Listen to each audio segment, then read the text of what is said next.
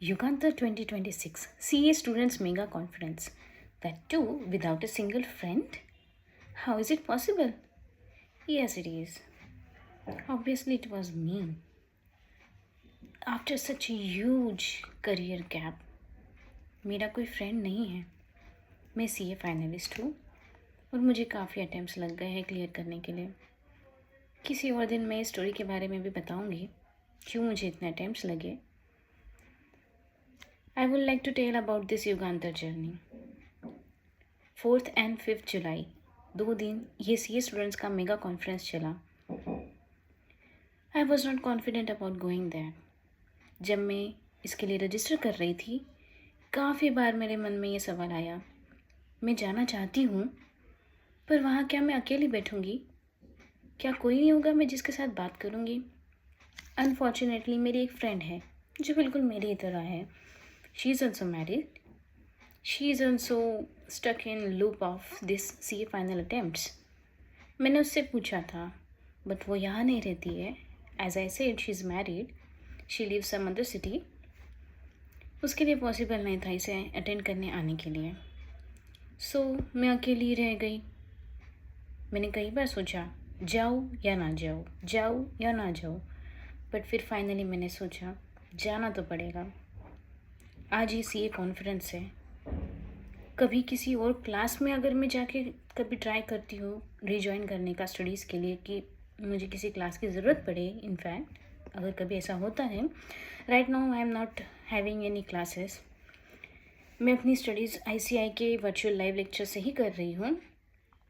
But in real world मेरा कोई भी फ्रेंड नहीं है जिसके साथ मैं इस लेवल के साथ आगे बढ़ सकूं. पर फिर भी मैंने रजिस्टर किया जैसे तैसे. मैंने सोचा चलो जाते तो हैं, कोई ना कोई तो होगा जो मेरी तरह ही रिपीटर होगा और शायद मिल जाए मुझे. या फिर हो सकता है मेरे ही बैच का कोई स्टूडेंट अभी भी बाकी हो एंड ही स्टिल एक्टिव. शायद वो ही कोई मिल जाए. कोई तो मिलेगा. बस इसी होप के साथ मैं वहाँ चली गई. प्रोग्राम स्टार्ट हुआ. स्टार्टिंग में मैं काफ़ी नर्वस थी. फिर मैंने इन सब चीज़ों के बारे में सोचना छोड़ दिया और मैं बस प्रोग्राम को ही देखने लगी. फिर सडनली मेरी साइड की सीट पे जो स्टूडेंट बैठी थी, she started asking me some questions like जो एक सी स्टूडेंट के खून में स्टार्टिंग से ही होता है जब वो इस कोर्स में आता है. उसने मुझे अलग अलग सवाल पूछने स्टार्ट कर दिए. क्या आप ये फाउंडेशन में हो? आपने क्लासेस कहाँ से ली? आप कहाँ कर रहे हो क्लासेस? किस सब्जेक्ट की पढ़ाई कैसी करनी चाहिए एंड ब्ला ब्ला ब्ला. ये क्वेश्चंस हम किसी भी लेवल के स्टूडेंट हो हम पूछते ज़रूर हैं. भले हमने खुद ने भी काफ़ी अटैम्प्ट्स अगर दी है, पर अगर हमें कोई मिल जाता है जो हमारे ही लेवल का है हम उससे पूछते ज़रूर है, यार तू कैसे पढ़ रहा है? Like way that girl started asking me questions. और जब उसे पता चला कि मैं फाइनलिस्ट हूँ, स्टार्टिंग में तो she was giving a due respect to me. I am not saying she misbehave with me, पर एक वो होता है ना, यार अपने से सीनियर बच्चा है, थोड़ा सा कम बोलना पड़ेगा इसके सामने. हो सकता है ज़्यादा स्टूडियस हो, शायद इसे मेरे क्वेश्चंस इररिलेवेंट लगे, या फिर मैं एक छोटा सा बच्चा दिखाई दूँ. जैसे कि हमें क्लास में अगर कोई कंसेप्ट पढ़ाया जा रहा है और उस कंसेप्ट के कोई बेसिक से बेसिक क्वेश्चन अगर हम टीचर को पूछेंगे तो टीचर मेरे बारे में क्या सोचेगी, क्या इसे ये भी नहीं पता? लाइक वे शायद किसी स्टूडेंट को ऐसा भी फोबिया हो सकता है तो वो काफ़ी बार सोचता होगा. लाइक दैट उस गर्ल ने मुझसे सवाल पूछना थोड़ी देर के लिए स्टॉप किया. फिर फंक्शन तो साथ ही में एज इट इज़ चल ही रहा था जैसे कि उसे चलना था और जिसके लिए मैं वहाँ आई थी. फिर कुछ समय बाद और एक दो लड़कियाँ, ब्रेक का टाइम था, हम लोगों के प्लेसेस चेंज हो गए थे. फिर किसी और लड़कियों के साथ में जाकर बैठ गई. उन लड़कियों ने भी सेम वही सवाल पूछा, क्या आप फाउंडेशन कर रहे हो? कौन सी क्लासेस? पढ़ना कैसे है? क्या शेड्यूल है तुम्हारा पढ़ने का? और मैंने उन्हें बताया कि मैं फाइनलिस्ट हूँ.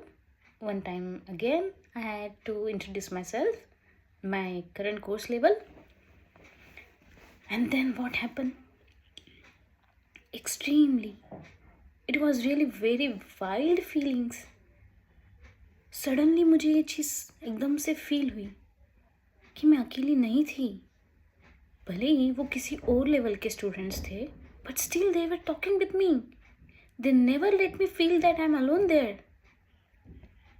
यही तो बात है इस कॉन्फ्रेंस की. I think I will say हमारे ICI के सी कोर्स की.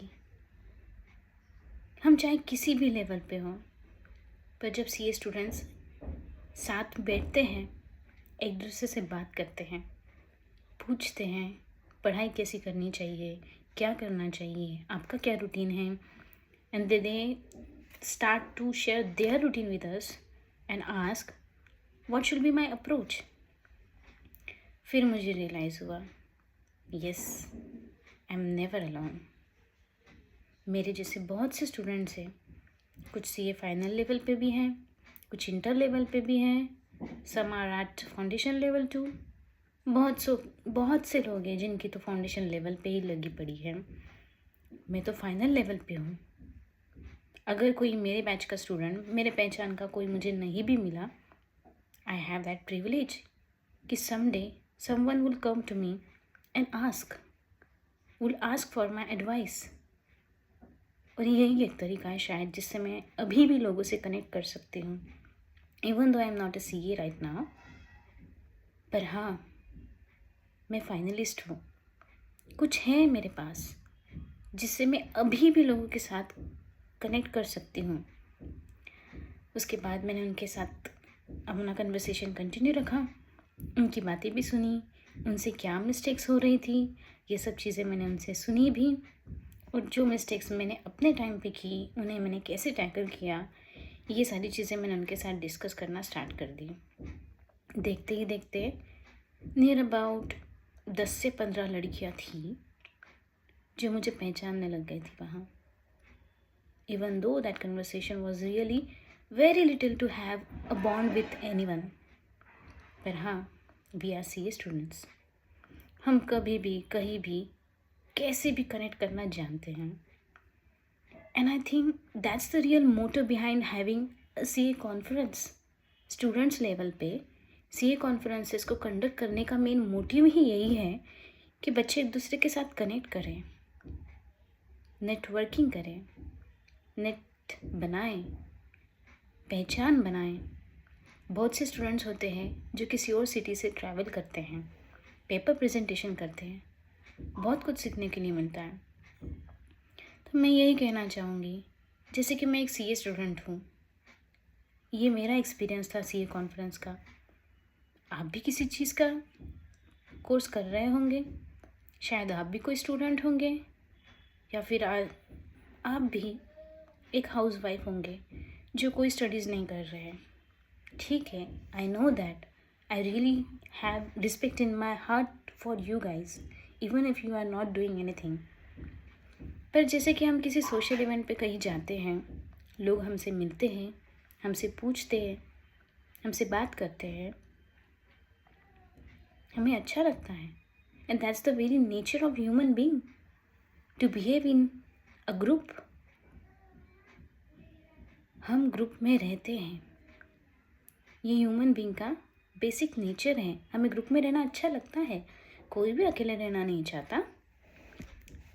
हर किसी को दोस्त लगता है, पर ये अब हम पर डिपेंड होता है कि हम ज़िंदगी की किस स्टेज पर आके किस तरह के दोस्त बनाएं. So be very careful about your own thoughts. And finally at day 1 कुछ ही घंटों के अंदर मेरे दिमाग का वो ट्रैश क्लियर हो गया. That trash went to recycle bin of my mind. और देखते ही देखते मैंने इस चीज़ पर गौर करके उस रिसाइकल बिन से भी उसे डिलीट कर दिया. Like that.